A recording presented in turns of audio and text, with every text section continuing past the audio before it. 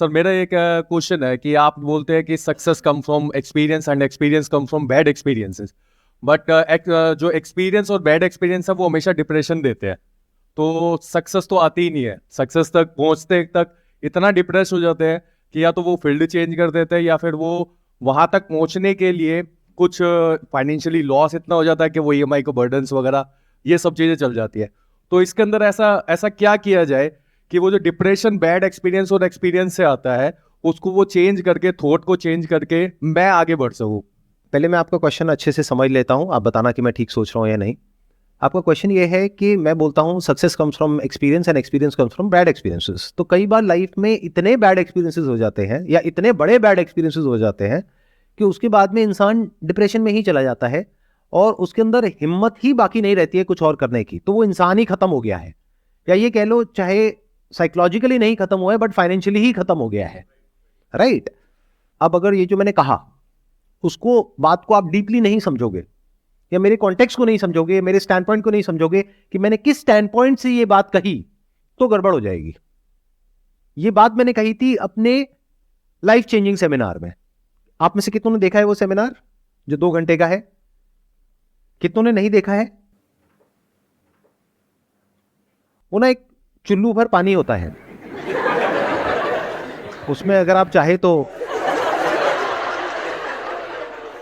वो सेमिनार इस वक्त Guinness book of world record में है। वो वर्ल्ड का मोस्ट व्यूड एजुकेशनल वीडियो है आज की डेट में, और फिर भी आपने नहीं देखा है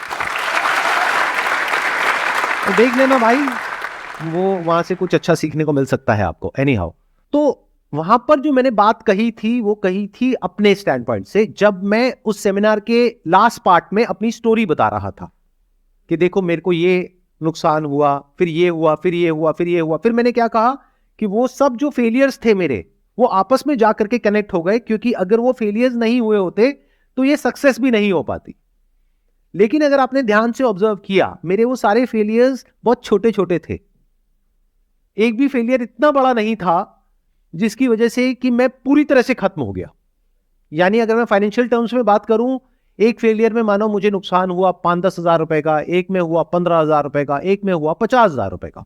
तो ऐसा नहीं हो गया कि मेरे को 50 लाख का नुकसान हो गया या मैंने अपने फादर का घर गिरवी रख दिया और उसके बाद में हम सड़क पे आ गए। ऐसा कभी नहीं हुआ, ऐसा मैंने कभी कोई स्टेप नहीं उठाया। प्लस उस सेमिनार में बार बार मैंने एक बात कही कि ना भागना है ना रुकना है, बस चलते रहना है और छोटे छोटे स्टेप्स उठाने हैं।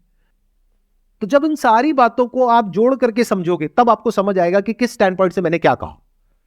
मतलब क्या कि अगर आप लोग छोटे छोटे स्टेप्स उठाते हो तो रिस्क भी छोटे छोटे हैं, तो फेलियर भी छोटे छोटे हैं, तो वहां से बाहर निकलना बहुत आसान है। तभी मैं कहता हूं आसान है। बट अगर इस फंडे को आप लगा देते हो कोई बहुत बड़े स्टेप में जहां पे बहुत बड़ा रिस्क है और बहुत बड़ा फेलियर है, तो वहां पर कुछ भी आसान नहीं है। फॉर एग्जाम्पल, एक बच्चा है जो चलना सीख रहा है, धीरे धीरे कोशिश कर रहा है, बार बार गिर रहा है, फिर खड़ा हो रहा है, फिर चल रहा है, फिर गिर रहा है, फिर चल रहा है, तो कोई रिस्क है। लेकिन सोचो कि अगर उसके मां बाप में इंपेशेंस डेवलप हो जाए, 2 महीने हो गए चल ही नहीं पा रहा है, एक काम करते हैं इसको पकड़ करके रस्सी से बांधते और भगाते हैं इसको, गाड़ी के पीछे बांध दो इसको। मतलब पता नहीं होता लोगों के दिमाग में किसके क्या, मैं आइडिया नहीं दे रहा आप लोगों को।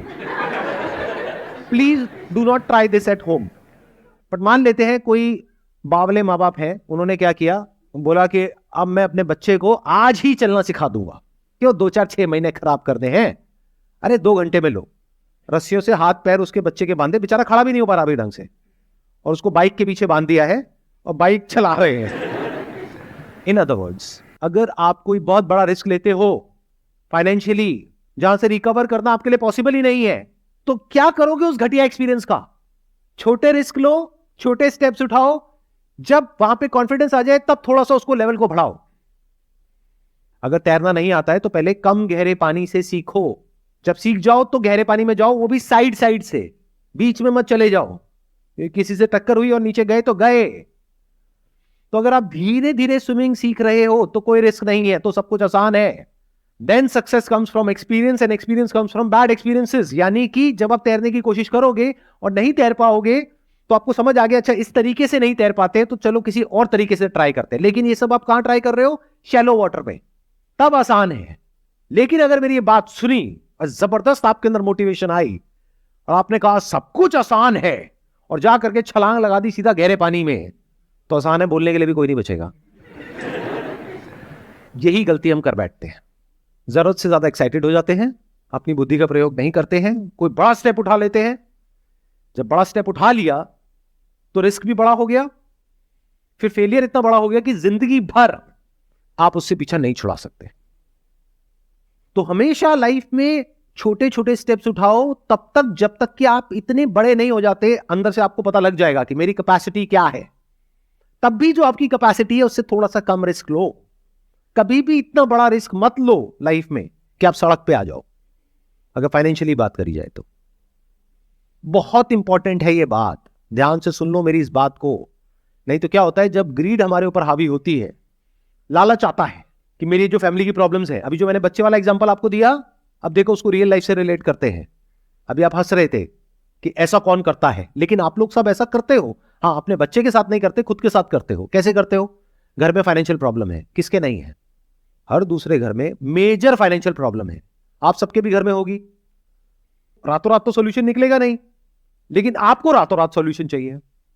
तो आपने कहीं कुछ देखा जहां से आपको ऐसा लगा कि अगर मैं ये कर दूंगा तो अगले 2 महीने में मेरी ये जो फाइनेंशियल प्रॉब्लम है, जो 20 साल में क्रिएट हुई है, वो 2 महीने में सॉल्व हो जाएगी।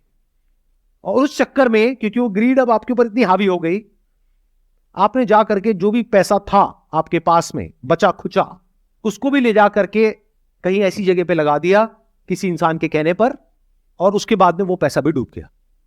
तो अब पहले एक प्रॉब्लम थी फाइनेंशियल, अब उससे भी बड़ी प्रॉब्लम हो गई है। या इससे भी और एक स्टेप आगे जाए तो अपना घर था, उसको भी गिरवी रख दिया मां बाप को कन्विंस करके। अब एक तरफ से घर जाने वाला है, दूसरी तरफ से घर के खर्चे के पैसे नहीं है, तीसरी तरफ से उधर जो रिस्क लिया है, फेलियर हुआ है, उसकी वजह से साइकोलॉजिकली भी प्रॉब्लम हो रही है और फाइनेंशियली तो हो ही रही है। अब ये एक्सपीरियंस किस काम का है? किसी काम का नहीं है। क्लियर हुआ मैंने क्या कहा? आपकी जो प्रॉब्लम थी उसका सोल्यूशन मिला आपको, आंसर मिला क्लियर कट? एक बार आप बताइए। सबसे पहले तो कि जो भी अगर रिस्क भी लेता हूँ तो उसके अंदर उतना रिस्क लूँ जितनी मेरी कैपेसिटी है, उससे भी कम, ताकि धीरे धीरे धीरे धीरे मैं स्टेप आगे बढ़ा सकूँ। और उसके बाद में जब एक पॉइंट तक अगर मैं पहुंच जाऊं और उतनी मेरी कैपेसिटी हो जाए, तो उसके बाद में मैं बड़ा रिस्क ले सकता हूँ। मतलब कि पहले चलना सीखो फिर भागो। भागना सीखो। सीधा भागोगे तो हो सकता है इतना बड़ा एक्सीडेंट हो जाए कि चलने लायक भी ना रहो।